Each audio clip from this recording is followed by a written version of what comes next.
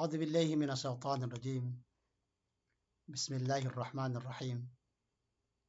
الحمد لله رب العالمين وبه نستعين، والصلاة والسلام على من لا نبي بعده وعلى آله وصحبه أجمعين.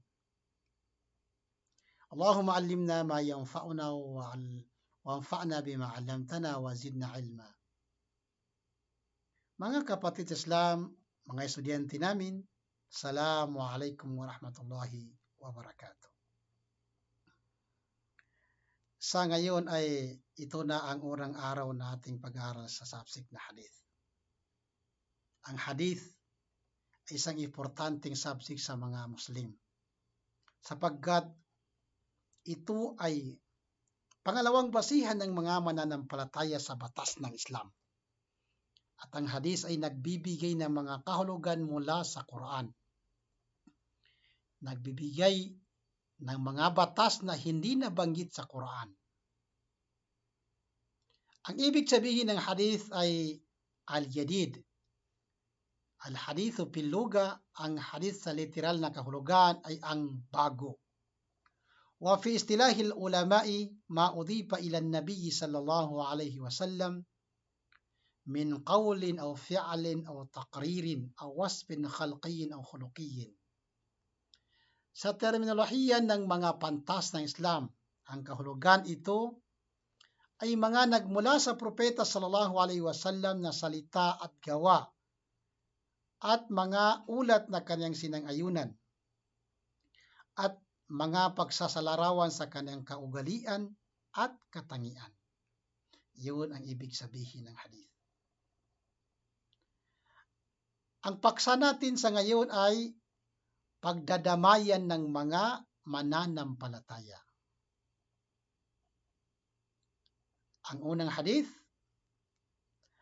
an Abi Musa radhiyallahu anhu qala an-nabiy sallallahu alayhi wa sallam al-mu'minu lil-mu'mini kal-bunyani yasuddu ba'duhu ba'da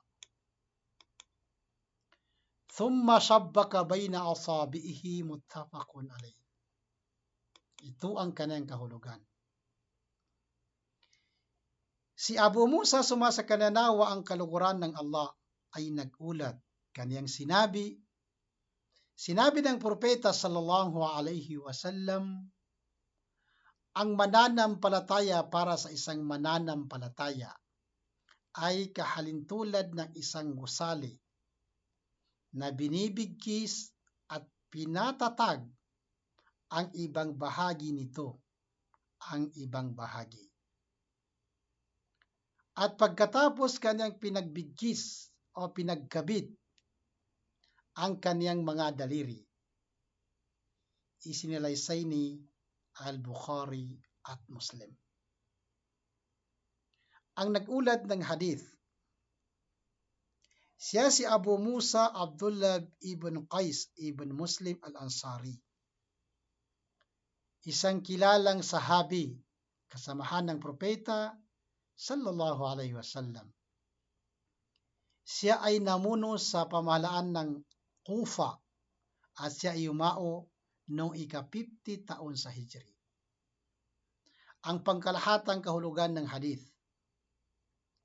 inihalintulad ng sugo ng Allah sallallahu alaihi wasallam ang pagmamalasakit at pakikipagtulungan ng isang mananampalataya sa kanyang kapatid na Muslim na katulad ng isang gusali na binibigis at pinatatag ang iba't ibang bahagi nito. Sa katotohanan, hindi nabubuo ang pagpapatayo ng isang gusali at hindi rin ito mapakinabangan maliban kung ang iba't ibang bahagi nito ay magkakabigis at matatag. Sapagkat kung hindi naggagayon, magkakahiwalay ang mga dingding nito at tutuluyang guguho. Ang paggagawa nito sa gayon, ang isang mananampalataya ay hindi sapat na kaniyang gawaing pangrelihiyon at pangkamunduhan maliban sa pamamagitan ng tulong ng at pagmamalasakit ng kanyang kapatid na Muslim. Kaya kung wala siyang tagatulong at tagapayo, tunay na siya ay mahihirapan sa paggawa ng mga nakakabuti sa kanya. Ang Allah ay higit na nakakaalam. Ang mga nakukuhang aral sa hadith. Number 1, maliwanag ang pagkahulugan. Maliwanag ang pagkahulugan ng hadith at madaling unawain ang ibinigay na paghahalintulad. Number 2, ang pag-utos sa pagdadamayan sa pagitan ng mga mananampalataya. Ulitin natin, ang pag-utos sa pagdadamayan sa pagitan ng mga mananampalataya. Sana po'y naunawaan natin ang hadith at naway gantimpalaan po tayo ng Allah subhanahu wa ta'ala sa ating pagsaliksik ng kaalaman. Inshallah, sa sunod na lang, naway pagkalooban po tayo ng Allah ng tawfik, gabay. Hanggang dito lamang po. Assalamualaikum warahmatullahi wabarakatuh.